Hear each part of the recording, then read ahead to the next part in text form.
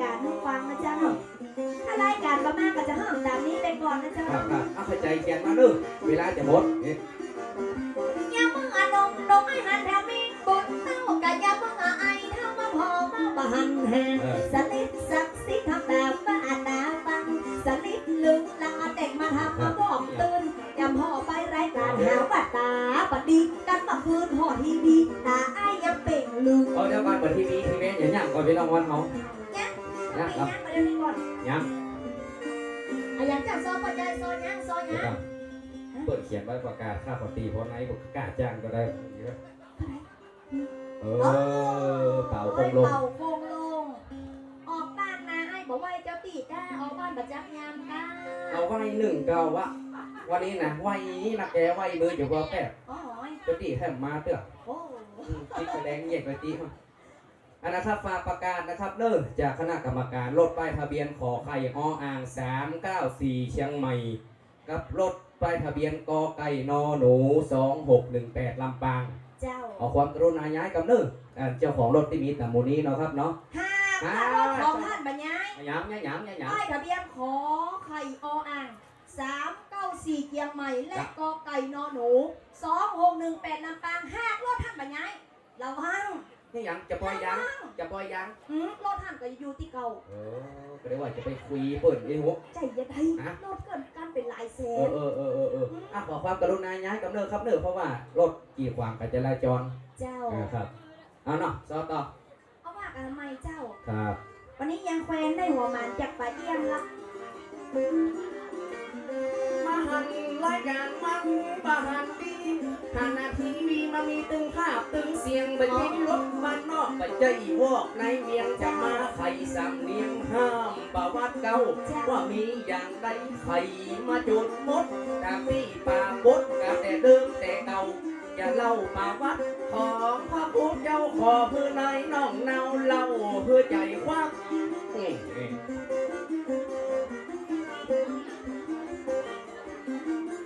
วันนี้มีอย่างใดว่าไปคือถูกพ่อเฮาเป็นลูกกับพ่อเฮาเป็นหลานไม่ใช่ว่ามาซอก็เป็นการเหยียดหยามทอดลำดับคือแงมต่อวันไปหน้าประวัติพระคุณเจ้าลักแต่เก้าเตเดิมมาเพื่อได้ตัดแต่งเติมเพื่ออย่าเลินบัดยา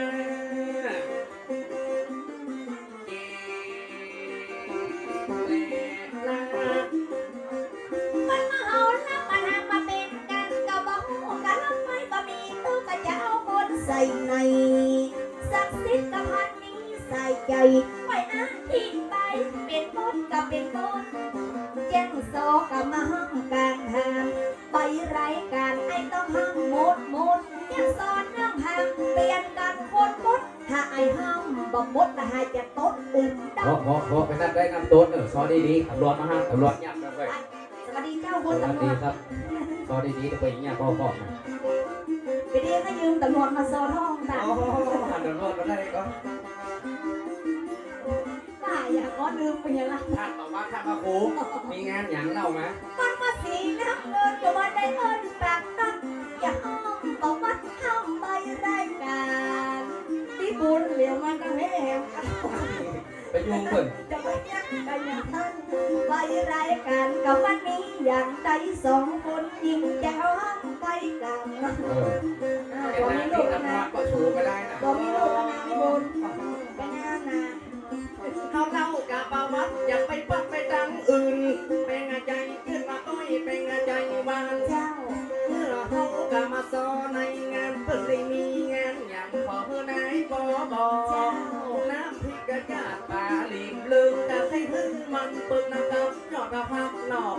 เขามาซอไปใจเป็นมัดเป็นศอกขอเพื่อนายก้อยบอกใจเยอะ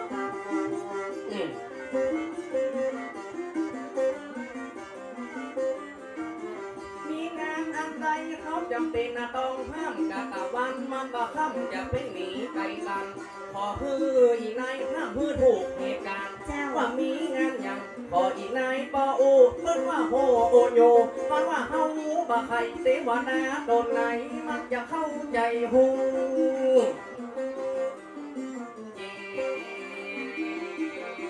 กะเลนูเสวนาตนไหนละใครจะเข้าใจฮูคนใดมาเล่นอยู่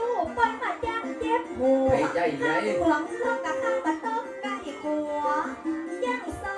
จะเอามาเล่าสลองสัญญาบัตรพัดยศเหมกำอีน้องพันมีปัจจัยมาอูลืมเก่าเจ้าวงคณะตำบุญแต่เล่าจักเอกจะเล่าบ้านยาย แต่มันน่าแซ่บพันยกนี่เนาะโอ้ ไก่กับบัดยนต์ละคนคอกับบัปุ๊กทำบุญอายุ64 ปีสองอย่างก็จะบอกดีดีกับอีน้องพันเนี่ยตึงบัดใดยาอูเก่งสอนโดยศักดิ์สิทธิ์ต้องแบ่งหัวมวยมวยกันว่าเป็นนักมวยอย่าไปเสียแชมป์ โอ้โห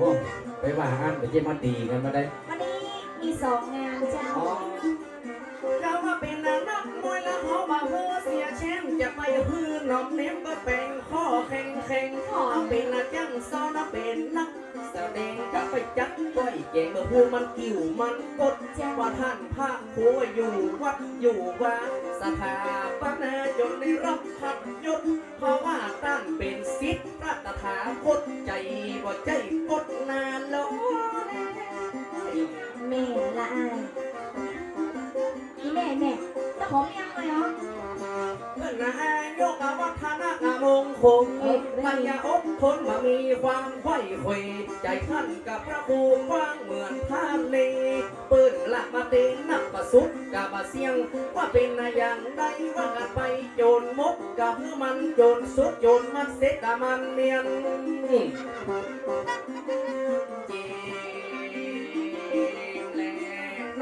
มาไก่กับบัดยนต์โคตรคอกับบักปุ๊กกับทำบุญอายุ64 ปีเลิกกับแม่มาพันมาเย็นก็ดีกายมาปอนให้ฉลองพันยศอย่ามานั่งดำบนนะจังนะเอกจริงจังนะเฮามานั่งอาการอาคามาห้ามไปจนหมดฉลองสัญญาบัตรคอยมายังพันยศทำบุญอายุอาเฮมงาน โอ้ครับ มันมาไกลกับบัดยนต์คนคอกับบักปุ๊กทำบุญอายุครบ64 ปีเริ่มกับงานมาเปิ้นมาเย็นก็ดีวันใดย่อยกันตึง10 สาวเจ้ากันสัมมาเป็นวันมดสัมมาเป็นวันใสวันตึงเจียนเหลือไฟแล้วมาตึงใสเดือนนั้น อายุเท่าใดก่อนครับ 64 ปี44 พรรษาเจ้า ปีเปิ้ลนำลงกับเข้ามาเป็นตุกกับเป็นว่าอายุกะว่าลายวาสนาตั้งแต่เริ่มต้นจนถึงบรรพชาวันนับเวลา64บัดเดียวอาจจะขอไว้สาเทวบุตรเทวดา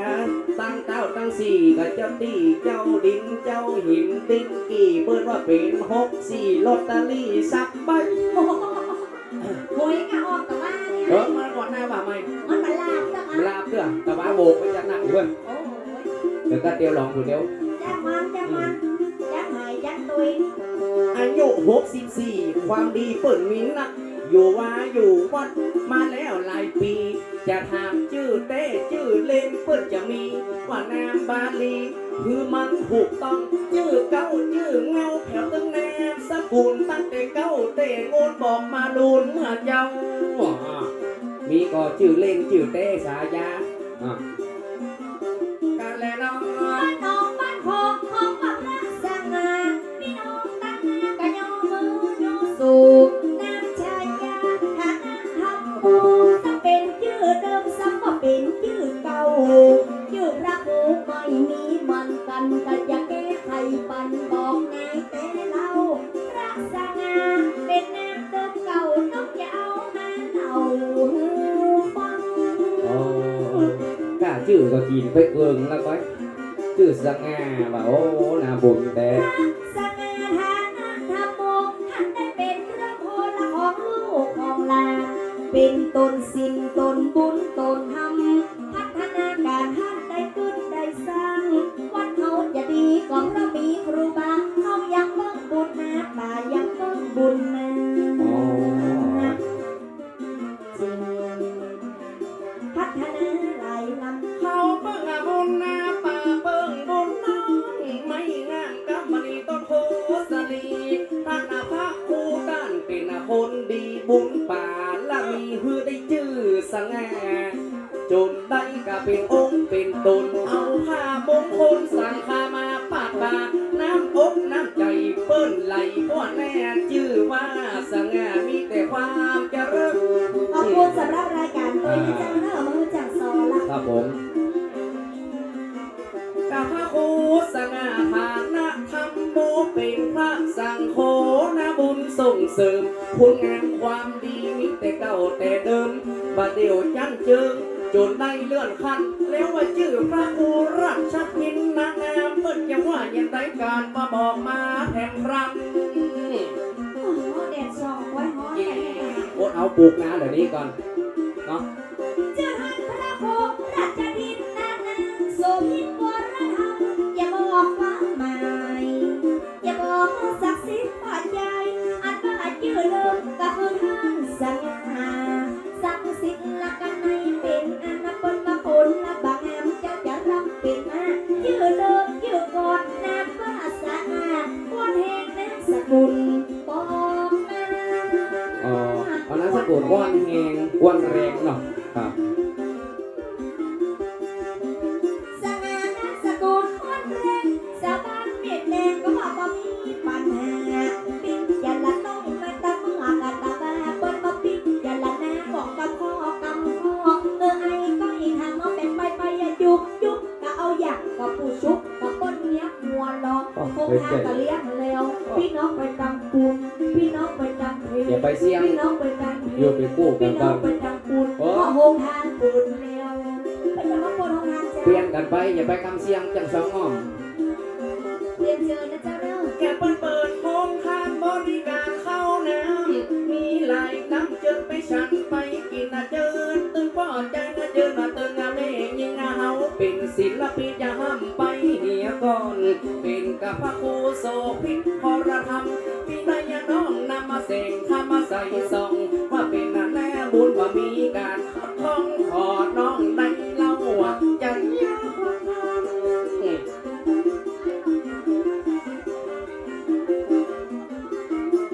เปิดเป็นนาตุเจ้าบันเดียวเจริญตั้งแต่เก้าเดิมขับมาบอกใครปัน เจ้า เก้าทีเล็กเป็นลูกของไผ่หัน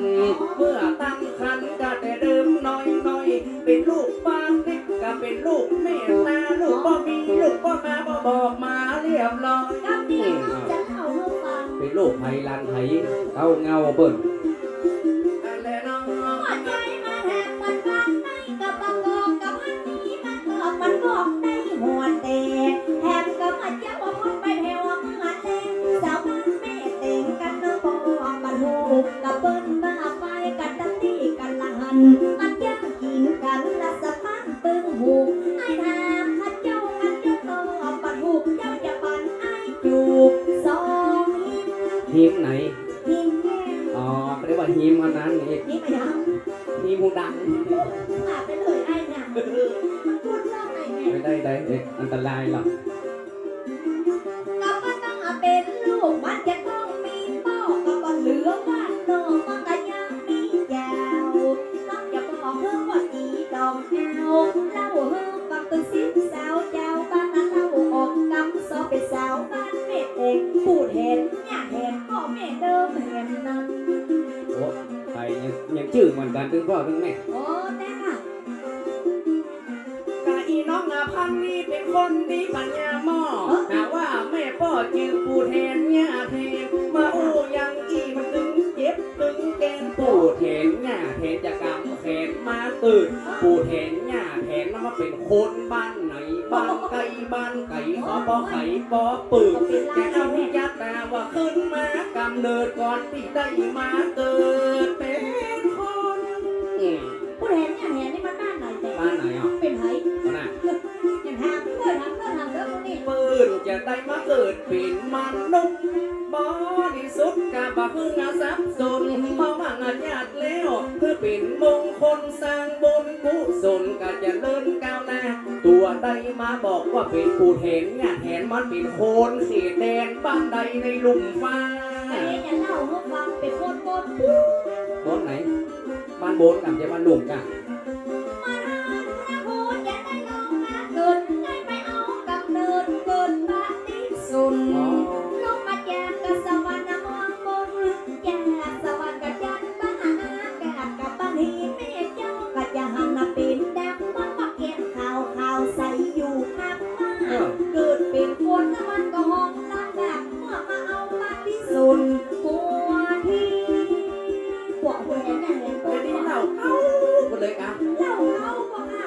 พ่ออย่างเล่าไก่ได้ป่ะ อย่าลงมาเกิดได้ไปเอากำเนิดเกิดมาที่สนอย่ามาท่านพระภูอย่ามาเกิดเป็นคนลูกสวรรค์มากดอย่ามาตั้งเก้า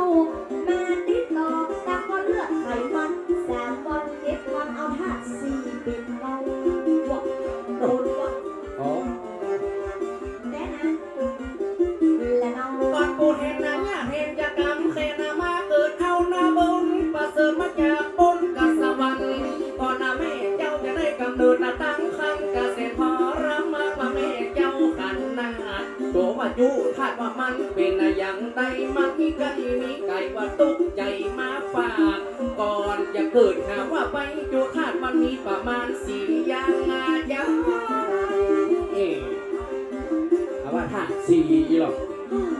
ซอข้ออย่างน้อย อย่าเป็นทาสไปตุงก็เป็นทาสดอยเบายังซอปะยาวไอ้ยังบ่เข้าใจอย่าทาสเมืองจริงก็ว่าเป็นทาสเมืองไทยแต่ว่ามีไหนหาว่าทาส4 ห้องจะเป็นทาสตะปุ้งก็ว่าทาส12 ปันนาเมืองพ่อเมืองวง อะไรอย่างก็ธาตุ4นะคะ เพราะกับทาส4มี4ยังมันมีอย่างพ่อมานั่นแหละน้อง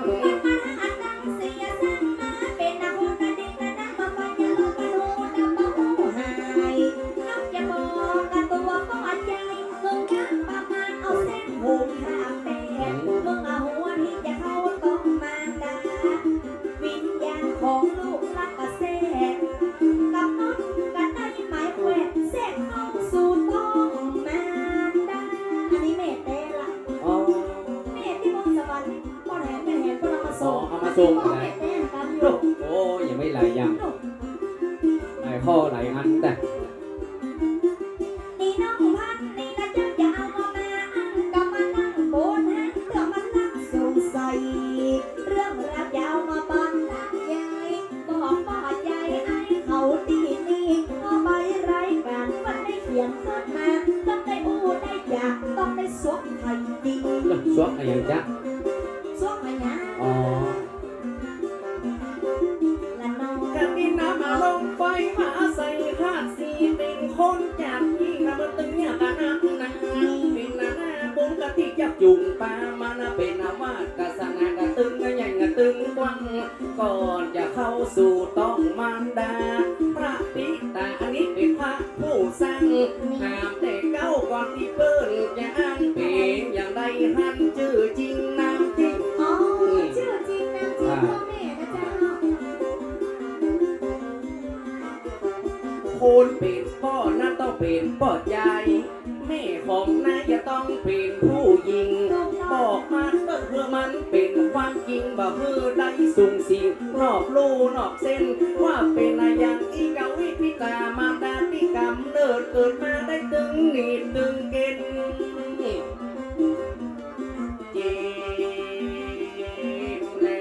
เล่น ก็มันตั้งอาเป็นน้องก็มันจะตั้งอาเป็นพ่อก็เหลือมาต่อละมันก็ยังมีน้องห้องพันธบัตรมันอยู่แม่สวยยังซอจอมต้องละมันเป็นคนไล่ดอยอำเภอแม่สวยจะมาห้ามเห็นแล้ว อ๋อจากสองแนว เรียนกับคนยกละน้อง อย่าบดเอาเมื่อตอนจะฟังไอ้เขาวัดเขาจะมาปักกับของพันแม่ซอยสำหรับมาบดนี้ก็ห้ำลามห้ำปอยเอาไอ้ลามมาต่อยกับสาวบ้านบวกมืออย่าเป็นอย่างไรอย่าเอาใจคนฟังจะไปจมจะไปยังเป็นหน้าใส่ใจซื่ออย่าเอาคำสอนลากออกมาเพื่อกับสาวบ้านบวกมือพักน้อง เจ้าอย่าซ้อมมันนี้มาเจ้าแนวสาวพวกเมื่อไม่แดงจะวัดยังใหม่มาก่อน มดดำเมื่อเจ้าปากันนามาห้ำแหมปืนจะซ้ำไผ่จะไปมีมันมีตึงมดให้มันมีตึงมดดีแบบเมื่อได้ยุงได้ยิงยังมาเจ้าเมื่อเจงมดเมื่อเจ้าซอนลำดับลำดาข้ำมาจะพบกันเง่งเง่ง ไปพบกันเองมันมา ถึงแม้ไม่ได้มาช้อยกันแล้วน้อง อย่าไปบ้าโหอย่าไปบ้าเองอย่าไปโอ้แก้วกับมันก็บัญญัติสุขมากินบันไดอย่าไปนั่งกินบันไดเข้ามานั่งหาเสียงคนฟังโคตรฟังเอ๋ทางใส่ สาตะเกียยืนใส่กุยถ้าเป็นนักมวยแล้วว่าอย่าเอาศอกฟันกันได้ทีงานกับป้าไอ้กับเท่ามันกับกระเกินกับอีน้องพองพัน จะไปฟังปัดเกือศอกนี่จะเบิดก่อนเจ้าอยู่ มันว่ามีอย่างใดอย่าว่าไปเต็มที่การคิดพันนี้ให้มันนอนกลางหามอย่ามาเอาใจกับพี่น้องคนฟังเอาใจกับพี่น้องกับสถาบันนี้ชื่อเล่นเจ้าน้องหน่อยแต่ชื่อเล่นเจ้าพันนี้เข้ามาตาตีตีอันนี้อีนี้ตัวเต็ อะไรจะไปอีกับน้องเลยกัน น้องพันนี้ตาหนูตามันนุ่ยแม่ น้ำกามาก่อนว่าพันนี้ตาแต่ปะหูยังเฮ็ดและว่าตาแต่ปะตาตีกะตีแต่กะความจริงแล้วมันยังเป็นสาวจีสามียังบ่มีอยู่บ้านอ้ายก็เป็นเบาขึ้นอยู่อำเภอแม่ใจไก่ก็ไก่มาซะเป็นเบาครั้งเป็นสาวขึ้นก็มาไปเบาขึ้นบ้านมันจะรักเป็นคู่สร้างกันแต่เก่าแต่เดิมนี่แหละ เป็นมาวันนี้สาวเกินกระเบาค้างมาป้าก่อน สักสิบตะเมใจจะพะเยาต้องเอียงเป็นยังซอขี้เมียงจะเอาบุญมาเสริมเขาเป็นยังซอว่าคนเก่าว่าคนเดิมหันมาแต่เหมือนว่าใจจะเป็นอย่างอีก็หันสักสิบต้องหันโจงก็เป็นกันว่ามันบ่เป็นว่าใจสักสิบไอ้นี่ เป็นขนมผ้าดี มันต้องอย่างนี้ห้ามมาใจลุงอินซักซีดอกบอม อ๋อหนูวันตัวเอง นี่ ก็ ฮานอยแล้วฮานอยพาต้อย แก้มโซมาหน่อยสักสิให้อย่าไปฟังปิดให้อย่าไปฟังนี่ปีนบุญเฮามีสักสิพันนี้ไม่ได้หันพี่หันน้องวันวันก็เมางานวันวันก็เมาหายมาไปเฮาคุณลอง โอ้ เอาตึกมาได้หันวงใหญ่พี่น้องแก้วเมื่อบ่มีการงานบุญ แม่นกายโยกระดอกมาได้อย่ามาแอวได้ เรียนเจอแล้วเจ้าหน้ามานั่งตั้งหน้า เอาเข้ามาเข้ามา กับปั้นตั้งอากินข้าวกับปลาเมื่อแจงปากยันหน้าขันมาเปียกหูมาใบปูนขอเรียนเชิญตึกคุณปู่คุณลุงมาร่วมทำบุญตึกบ้านเหนือบ้านไปถ้าว่ามาหอดจะได้นั่งตั้งหน้าถ้าคนใดมาแย่นั่งปืนเก้ามัน เปิดมาแจ้ขางนั่งไหนก็ได้วันนี้ โอ้ว่าเก้าอี้มันจะเต็มคนจะหลายรู้ไหมเอ๋ย จะขอเลี้ยงเจิญมาว่าปู่ลุงอาแม่ป้าเจิญมานั่งตั้งแน่จังซอนั่งพามมาเติมาเติจะลำดับติดตามกับพี่น้องคนฟังโคตรมาไกลไกลถึงกันแล้วบ้านหนองบ้านขอกะคณะกะจังซอมาจากจังหวัดเชียงใหม่พวกนี้จะซอเอาใจเปิดไว้นั่งกันไกลไกลไหลมาตำตำ มาเด้อมาเด้อนั่งตั้งหน้าตัวซาวบาทเจ๊กับ ไม่ใจยัย มาเลยกะมาเล่มาเล่เจิญมาเว่กะมาติดมาต่ำกะวันนี้จังซอนะเขามางานั่งทำนั่งตุยกันกับที่ว่าเก้าอี้มาเตอะพอมีซอหูฟังบ่ได้เสียงสะดังก่อนมาฟังวันนี้ น้องเจ้า ฟังตามสบายเลย มาเลย มาของฟรีบันได้ขายได้ซื้อติ๊กต่อมาเอาการกับของอย่าขอขอบคุณไปติ๊กต่อแจ้งซอตึงกู้ปลายมันมาตึงกู้เก่า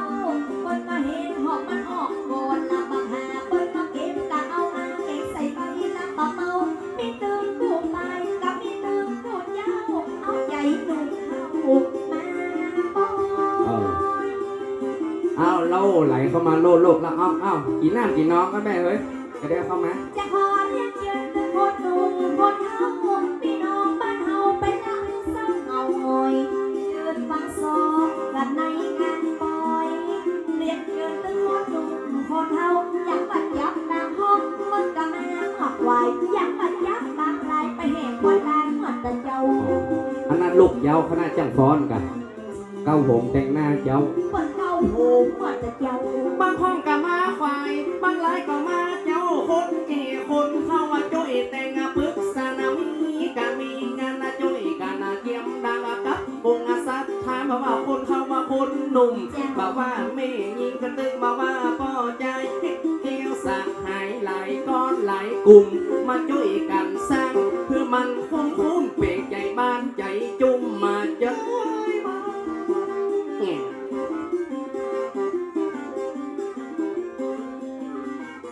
ถ้าพ่อว่างานมีงานบุกที่ตาจิตปีไอ้นาสักสิทธิ์จะขอย่อมือสานกับเดี๋ยวมาสอบว่ามีการมีงานลำดับลำหันตั้งแต่ปลายแถวต้นเป็นยังได้บอกมากันรอใครเป็นกันซออาจจะเป็นคนโยนไว้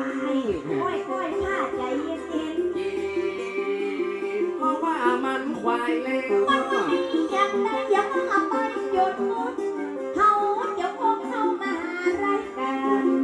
อย่างสอนและสอนบ่ม่วนตามันละเป็นกรรมลงมาละมีกรรมสร้างกรรมมาสอบกันนั่นนี่อันโอเคอันนี้นั่นนี่ตูสักอ้อนมันหูมีหามันย่อมบ่มีในโลกบางครั้งมันก็ดีบางทีก็เศร้าโศกขอพอยกโทษอาภัย เป็นหยังพี่น้องทั้งบ้านหนองบ้านหอในโคตรใจดีเบิกเจียโคตรง่าย กันนิทากาเรละเปียกมันเอาเทนะมันยังมาชอบเช้ากระบอนเอามีดกรีดใหญ่ยักตาของมวลมันร้อนเหลือบไฟกายว่าอย่าใจเรือมดใส่ห้องเฮลคิดมาไรนะคิดกับว่าอย่าแจ้งซอขอสู่มาล่วงหน้าก่อนแล้ว ๆอ๋อ ก่อนจะห้ามระมัดท่านพระครูใหม่ขอรบกวนกรรมการไปนะเจ้า ถ้าเป็นยังซอว่าซอกันนะโซด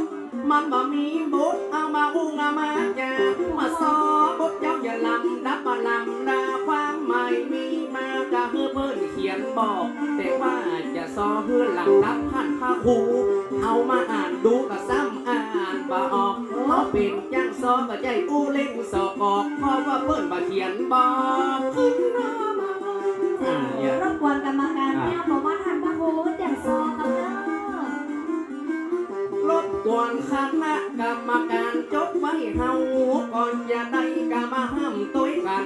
เขียนชื่อทั้งหมดรายชื่อรายนามประวัติใจฟังแต่เก้าแต่เงาปีวันเดือนเกิดปีตามารดาเขตให้เขตนาอยู่วัดอยู่ว่าที่เปิ้นบวชมาที่เปิ้นบรรพชา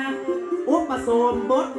เพื่อจะบอกมาพิตามารดาอายุปีวันเดือนยามกะเพื่อเขียนรายการจะมาห้ามเมื่อเจ้า โอ้ยยาวเต้นยาวว่า เขียนสั้นก็ห้ามสั้นนะการแนะน เขียนไปรายการก็ยังมาเอาว่าเจ้าผู้นำหมู่เฮาแล้วก็กมาอย่างไรอย่าขอสวัสดีกันเรื่องหญิงเรื่องใหญ่มีรักกับสหายกันเรื่องพ่อผู้ใหญ่สีกากีสุดหลักสะการดำเนินงานกันได้เอาใจใส่มองรักสวัสดีกันนะพ่อผู้ใหญ่พ้นไปเหี่ยวก็กำนง ำกำนานก็ใบรายการโต๊ะฝากมาเปิดกำนานมากำนงเลยเปิดก็ อาราชการกันทหารตำรวจกับพวกกองผู้หมดคนเอากันนะเป็นกำตึงห่อผู้ใหญ่มีตึงห่อกำนันนะไฟดำมาเดินงานนะผู้ใหญ่อย่าผู้น้อยทับหมู่ทับหมดตำรวจทักหาครูบาอาญานายพันนายร้อยนายร้อย200 300 400 500 600 700 อ๋อแล้วโอ้มาเป็นร้อยเขาร้อยอย่างนี้ แต่บันไดชักลอย บัดน้องว่ากันนายบ้านนายน้อยมาจังซองอาจังจองอยากพี่ก็น้อยอย่าดีปีอันนั้นกับผู้ใหญ่ใส่ชุดสีกากีวันเลิกงามยามดีอย่าขอย่อดูวันนี้ท่านผู้นำเปิ่นเขาก็มีนักพ่อเขาก็ผู้ยักกับผู้รับทรัพย์ใหญ่มีการมีงานด้วยกันเอาใจใส่มาบ้านเหนือบ้านใต้เขตอำเภอเมืองปัก สวัสดีผู้นำหมู่บ้านทุกคนทุกท่านตัวเองนะเจ้า คณะกรรมการกับผู้นำหมู่บ้านก็มาด้วยการสร้างเพื่อลูกเต้าเหล่าหลานความเพียงเลี้ยงใจเป็นคณะกรรมการกับผู้นำเลื่อนงานช่วยขึ้นช่วยสร้างเพราะว่าบ้านเฮาเป็นบ้านที่ดีความสามัคคีกระตึงมามีล้มลาง มีเด็กละเจ้า เกมและนำ ถ้ามันเอากันก็เป็นพี่เป็นน้องก็มันเอาเกิดร่วมห้องแล้วร่วมต้องเดียว กันอย่าขอขอบคุณดังผู้นำประสานดำเนินงานได้เอาใจใส่บ้านเฮาตึงบัลละกำคอตึงอบตตึงพ่อผู้ใหญ่บ้านเฮาก็ได้เอาใจใส่ได้มาช่วยกันนาหลายคน รบกวนเขียนประวัติท่านพระครูให้กันเด้อครับใครที่บ้างๆเนาะ มันมาความกระสับมันดีเหลือความมืดเฮาบ้านมืดอดใจได้กินหุ่นเพราะว่างานวันนี้งานระดับตำบลนะทุกคนมาช่วยกันขึ้นกันสร้างอยากสอนอย่าเลยพวกเฮามาหารายการเพราะมันมีอยากได้ไปห้ามไปตามนั้นควายมันนั่น กี่โมงละมูน่ะ 10 โมงไป กำมาเดียวมาไม่นะก็8 โมง9 โมงยัง2 คนอย่าลำดับมาใครอยากมีงานอย่างไรขอคือนายบอกมาลำดับมาลำดาไปเตือคอสวัสดีพี่น้องคนฟังเฮาซอด้วยกันกะบะเพิ่งอาย่อพ่อว่าเป็นอย่างไรใครเพิ่งมาพอจะมาลองพ่อคนปัญญาหมอสักครับ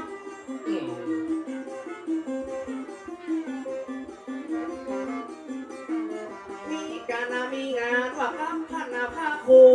ไอ้จะมาดูจะมาห้ำตัวกันแต่ว่าบะเดียวตาให้มันกะบะหันกับใบรายการที่เปิ้นเอามาฮือให้มันอ่านหนังสือมันบ่ฮู้ภาษาบางทีมันส่องเก้าขามันหันสีดำคือมึงว้าสวัสดีครับป้อนเนี่ยป่ะป้อนเนี่ยป่ะ พี่น้องมองกันหูจักก่อนเลี้ยงกับป๋าเอียงสองกันเอามาแกแล้วหูจัก รอบ เลย นี้เอามันดีประจำมันดีอย่างเดียวก็มันก็เป็นแป้งลอยไปลอยหนุ่มก็พอเอามาวันมันดีประจำไม่แย่งโซแซวน้อยมันดีอย่างเดียวก็มันก็เป็นแป้งลอยเหลือเม็ดนิ้วตั้งลุ่มมาก็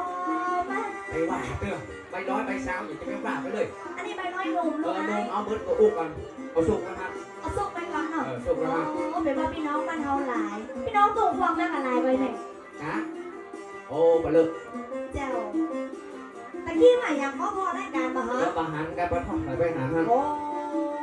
ตัวของเสบียนที่มาหัน เสบียงมันแห้งอย่างเตี้ยวมาหมาไปเบ็ดหามันต้องแก่ตามันอ่าน ยำมือหันนมหันแถวแมงปุ่นเต้ายำมือไอ้เท่าพอว่าวบะหันแหนสลิดซักซิดทำตาฟ้าตาฟังสลิดลุกลังแต่งมาทำพวกตุนยำพ่อรายการหาวัดลาบัดดีมาคืนคิงพ่อ เนี่ยเดี๋ยวกันว่าดูดีๆชอบกับชอบดีๆว่าก็ว่าดีๆอย่างมันหนีเขี้ยวหนีกลาง แต่ เนี่ย กันหน่อยแม่เนาะโอ้ขอกลับสวัสดีพี่น้องคน ส ฟั วั ง สดีกับตะ กำ กี้ ลัง เขา หลั่งไหลมาเป็นร่วมขบวน โจโลกมาซอตอนตะกี้ตอนสวัสดีน่ะมีไผ่ซ่าโคนแม่เลยแกซอเข้าคนมาผมตั้งสวัสดีกระโดดสวัสดีอย่างเนี้ยนึกสวัสดีพี่น้องทั้งหลายทั้งยิงทั้งใจทั้งหนุ่มทั้งเท่า เจ้า อันยังว่าอย่างหนีเขี้ยวหนีอย่าง พอแต่กับเปิ้ลตึงว่าบทเก้าบทแหลกเนี่ยเขาจะเล่นล้ำของบเปิ้ล ไม่ได้ เนาะ ไรปด จะต้องห้ามประวัติความเป็นไปเป็นมาของท่านพระครู แม่น โส กา ภิตมรธรรมตุนเจ้าเป้าเจ้าอาวาสว่าเป็นยังไงเป็นลูกเต้าเหล่าไหน ก็แม่นกา เขาก็ต้องช่วยกันห้ามอ่ะให้ซักซีแต่น้องอุตส่าห์หามาตัวเป็นพ่อจ่าอย่างนี้ไปต้องไปถามป้าน้อยป้าหนานเปิ้ลยังไปสอบข้อมูล โอ้ฮันนี้เฮ้ยแม่กับมาถึงจากเจ้า ไม่ใช่อย่างว่า มาหันเปิ้นมาดาขันตั้งมีกับป่อนานคนเดียวเตี้ยวขึ้นเตี้ยวร่องบึดกับสวยดอกบึดกับสวยปูบึดกับแซ่บึดกับมอนบึดกับเหล้าบึดกับโมลิหล่นไปหล่นมาย าวเอาพูดคุณบ่เอามาบันลูกสาวรอบนี้ก็บ่เอาแม่ฝากกับเปิ้ลบางเอามาเจ้าเราจะได้อยากกินเองแต่วันนี้เราจะได้อยากกินบ่บานบ่เอามาฝาก100 บาทสีเล็กจะไปแดงนี่เกินกับแม่มันเฮ้ย มาเอาหัวโยมมาโอ้ลืมไป ครูบาอาจารย์พิษณุครูบาอาจารย์คุกเขาพูดตายคุกไปพูดยังก่อนจะกินข้าวตอนของมันได้สัก600นะครูบาอาจารย์เนาะ สื่อยังว่าน้อยซาตัวครูบาอาจารย์เอาไว้สปะสเปสปีสปะคู่เข้าคู่ไปคู่ตายคู่ยังผีก้าผีเกณฑ์ผีเกณฑ์เข้าโบนผีโยนมาวันผียังสองแข่งผีโกนแข่งขนามไว้ผีตกตั้งใจ ผีนี่ที่ไหนฮะผีคาราบอยยังวันพี่ ก็ผีคู่ห้ากันก็ อ๋อปากพอดีเปิ้ลก็มาได้รางวัลน่ะ ก็มาได้รางวัลอย่าได้ว่าผีคู่ฆ่าข้าก็ต้องไหว้มดกับข้ามันคู่ซิหลายคู่งูหลายเราหรอก ว่าเป็นคู่อะอย่างล่ำเหลืองนี่เดี๋ยว เอ คู่มีกำลังไว้ มันมีมดอะผีกะผีเกณฑ์ผีเอ็นเข้าโกนผีโยนเหมือนวันผียันสองเก่งผีโกนเก่งกันลำไปข้ามันหลายคู่ข้ามันเฮี้ยนหลายอยังซอข้าก็เป็น